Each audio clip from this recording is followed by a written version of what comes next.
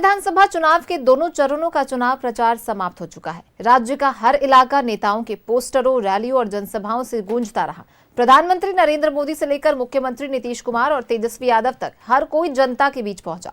अब बारी है जनता की, जो आने वाले मतदान में तय करेगी कि सत्ता की चाबी किसके हाथ में जाएगी। मुख्यमंत्री और जेडीयू के राष्ट्रीय अध्यक्ष नीतीश कुमार ने इस चुनाव में सबसे ज्यादा सभाएं की। उन्होंने कुल 84 जनसभाओं को संबोधित किया। इनमें 73 सभाएं हेलीकॉप्टर से और 11 सड़क मार्ग से की गई। नीतीश ने प्रचार के दौरान करीब 1000 किलोमीटर की सड़क यात्रा भी की। प्रधानमंत्री नरेंद्र मोदी ने बिहार में 14 चुनावी सभाओं को संबोधित किया। बीजेपी अध्यक्ष जेपी नड्डा ने 11, गृह मंत्री अमित शाह ने 24 और रक्षा मंत्री राजनाथ सिंह ने 13 रैलियां की, जहां केंद्रीय मंत्री चिराग पासवान सबसे अधिक सक्रिय दिखाई दिए।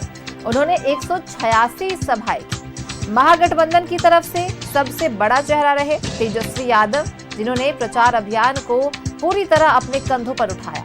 उन्होंने 183 सभाएं की और 55 घंटे हेलीकॉप्टर से उड़ान भरी। तेजस्वी ने एक दिन में 18 सभाएं कर रिकॉर्ड बनाया। कांग्रेस के प्रचार अभियान की कमान राहुल गांधी और प्रियंका गांधी ने संभाली। राहुल ने 16 और प्रियंका गांधी वाड्रा ने 13 सभाएं की, जबकि पार्टी अध्यक्ष मल्लिकार्जुन खड़गे ने 3 कार्यक्रमों में भाग लिया। वाम दलों ने भी मोर्चा संभाला। भाकपा माले ने 149, भाकपा ने 113 और माकपा नेताओं ने 48 सभाओं के जरिए अपनी उपस्थिति दर्ज कराई।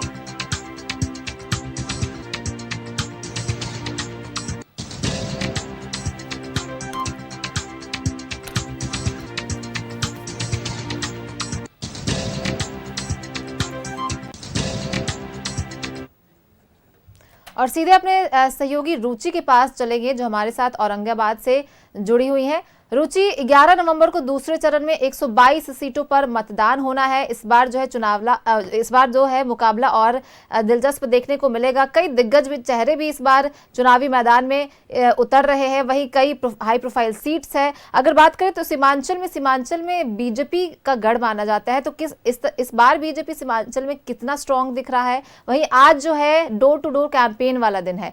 प्रचार प्रसार का जो शोर है वो कल ही थम चुका है। आज जो ये उम्मीदवार है वो खुद जाकर जनता से वोट की अपील करते नजर आएंगे। क्या कुछ देखा जा रहा है जहां आप मौजूद हैं? बिल्कुल रिचित में देखिए, 20 जिलों की 122 सीटों पर वोटिंग कल सुबह 7 बजे से शुरू हो जाएगी। और उसके लिए जो पहले चरण के मतदान की प्रक्रिया थी, जो सुरक्षा व्यवस्था थी, उससे कहीं इस बार ज्यादा कड़ी की गई है। सभी मतदान केंद्रों पर शांतिपूर्ण तरीके से मतदान हो सके, सुरक्षा व्यवस्था पुख्ता। देखिए जगह जगह पर ऐसे जो चेकिंग है, वाहन की चेकिंग जांच भी हो रही है। सघनता से वाहनों की जांच करने के बाद ही आगे की ओर भेजा जा रहा है। तो ऐसे जो सीमावर्ती क्षेत्र हैं वहां पर, और फिलहाल हमारी उपस्थिति जो है वो औरंगाबाद जिले में है, तो ऐसे में कह सकते हैं कि 122 विधानसभा सीटों के लिए जो मतदान की प्रक्रिया है वो कल सुबह 7 बजे से होगी। लेकिन जो चुनाव आयोग की तैयारियों की बात करें, प्रशासनिक व्यवस्थाओं की बात करें, तो वो हर जगह जगह पर पुख्ता दिख रही है। आज शाम 5 बजे तक जो है, जो प्रत्याशी हैं, चाहे वो महागठबंधन के प्रत्याशी हो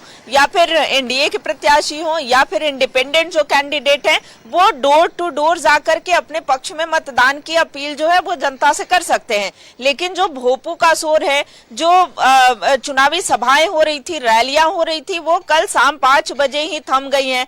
तो ऐसे में कह सकते हैं कि महागठबंधन से जो धुरंधर है, जो प्रत्याशी, कई दिग्गजों की साख दांव पर लगी है, वही एनडीए के तरफ से भी कई जो दिग्गज हैं उनके प्रतिष्ठा भी दांव पर है। तो ऐसे में जनता जनार्दन तय करेगी कि हमें किनके पक्ष में मतदान करना है, किन पर अपना भरोसा जताती है, चाहे वो आधी आबादी की बात करें, युवाओं की बात करें या फिर सीनियर सिटीजन की बात करें।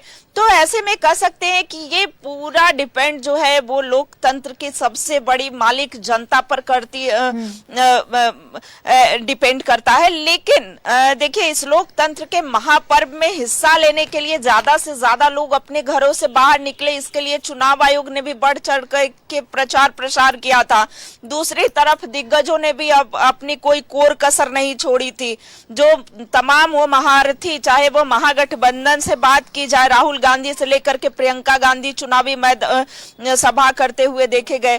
दूसरी तरफ एनडीए से प्रधानमंत्री नरेंद्र मोदी की बात हो, गृह मंत्री अमित शाह, केंद्रीय रक्षा मंत्री की बात हो, या फिर जो प्रवासी नेता हैं, कई राज्यों के मुख्यमंत्री से लेकर के मंत्री हो, कार्यकर्ता हो, सभी जुटे थे कि कैसे एनडीए जो है वो बहुमत के साथ, यानी कि 2/3 बहुमत के साथ वो जीत दर्ज कर सके।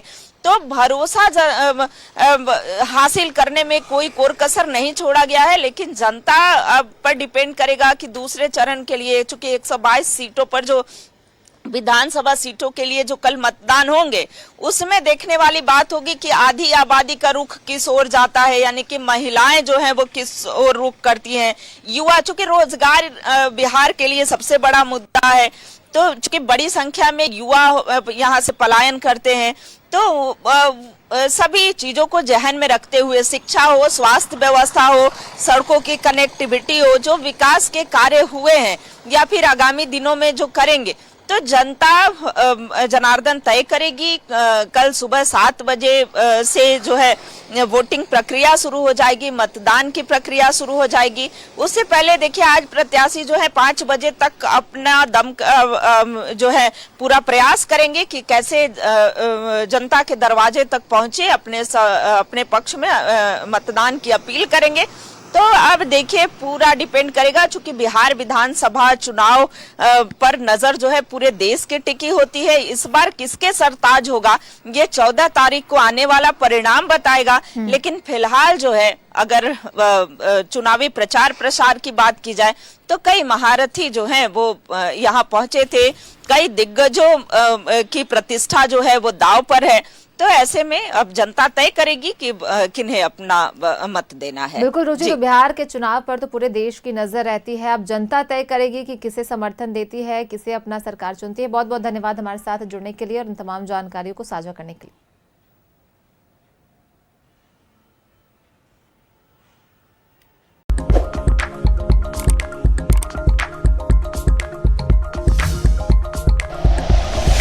Like and share videos, subscribe करें हमारा चैनल और प्रेस करें बेल आइकॉन। न्यूज़ 11 भारत, सच है तो दिखेगा।